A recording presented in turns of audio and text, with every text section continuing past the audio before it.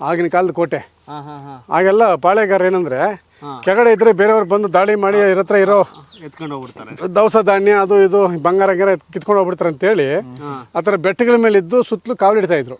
ಹಾಂ ಸಡನ್ ಮೇಲೆ ಹತ್ತಕ್ಕಾಗಲ್ವಲ್ಲ, ಹೌದು ಹೌದು. ಕೆಳಗಡೆ ಎಲ್ಲ ಕಾವಲಿಡ್ತಾ ಇದ್ರು, ಏನೋ ಅವ್ರದ್ದು ಇತ್ತು ಅವರು. ಸೊ ಆ ಥರ ಮೇಲೆ ಇರೋರು ಅವಾಗ. ಈಗ ಸ್ವತಂತ್ರ ಬಂದಿದೆ, ನಮ್ಮ ಕೆಳಗಡೆ ಎಲ್ಲಿ ಬೇಕಾದ್ರೆ ಇರ್ಬೋದು. ಅವಾಗೆಲ್ಲ ಪೊಲೀಸು ವ್ಯವಸ್ಥೆ ಎಲ್ಲ ಸ್ವತಂತ್ರ ಆಗ ಬೆಟ್ಟದ ಮೇಲೆ ಕಿತ್ಕೊಂಡು ಹೋಗಲ್ಲ ಅಂತ ಬೆಟ್ಟದ ಮೇಲೆ ಕಟ್ಕೊಳ್ಳೋರು.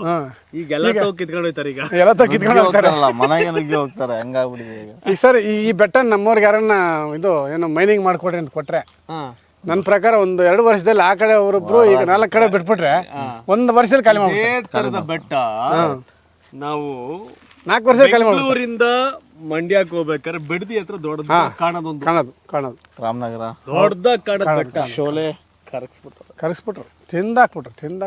ದೊಡ್ಡದಾಗ ಕಾಣೋದ್ ಬೆಟ್ಟ. ಬಿಡದಿ ಹತ್ರ ಬಂದು ಅದ್ ನೋಡಿದ್ರೆ ಅಲ್ಲಿ ನಮ್ಮ ಈ ಜನ್ರೇಷನ್ ಮಾತ್ರ. ನಮ್ಮಪ್ಪ ಹಂಗೆ ಮಾಡಿಲ್ಲ, ನಮ್ಮ ತಾತ ಹಂಗೆ ಮಾಡಿಲ್ಲ. ನನ್ನ ಜನ್ರೇಷನ್ ಯಾಕೆ ಹಿಂಗೆ ಮಾಡ್ತಾ ಇದ್ದೀನಿ? ಇಷ್ಟು ಜನ್ರೇಷನ್ಗಳು ಯಾರೂ ಮಾಡದೇ ಇರೋ ಕೆಲಸನ, ಪ್ರಕೃತಿ ಹಾನಿನ ನಾನು ಯಾಕೆ ಮಾಡ್ತಾ ಇದ್ದೀನಿ? ನನಗೇನು ಕೆಲಸ ಚಂದ್ರಲೋಕದಲ್ಲಿ ಭೂಮಿ ಮೇಲೆ ಇರ್ದಿರ? ನನಗೇನಕ್ಕೆ ಬೇಕು ಅಲ್ಲಿ ಹೋಗಿ ಮನೆ ಕಟ್ಟಕ್ಕೆ? ಯಾಕೆ ಬೇಕು? ಏನಕ್ಕೆ ಡಿಸ್ಟರ್ಬ್ ಮಾಡಬೇಕು ಹೋಗಿ ನಾವೆಲ್ಲ? ಅರ್ಥ ಆಯ್ತಲ್ಲ? ಇಲ್ಲೇ ಎಷ್ಟೋ ಕಾಲೋನಿಲಿ ಇನ್ನೂ ಶೀಟ್ ಹಾಕಕ್ ಜಾಗ ಆಗ್ಲಿಲ್ಲ. ಇಲ್ಲ ವಿಧಾನಸೌಧದಿಂದ ಒಂದು 2 ಕಿಲೋಮೀಟರ್ ಗಾಂಧಿನಗರ ಸ್ಲಮ್ಗಳು ಕ್ಲಿಯರ್ ಮಾಡಿಲ್ಲ. ನಮ್ಗೆ ಯಾಕೆ ಬೇಕು ಸರ್ ಮೇಲಕ್ಕೆ?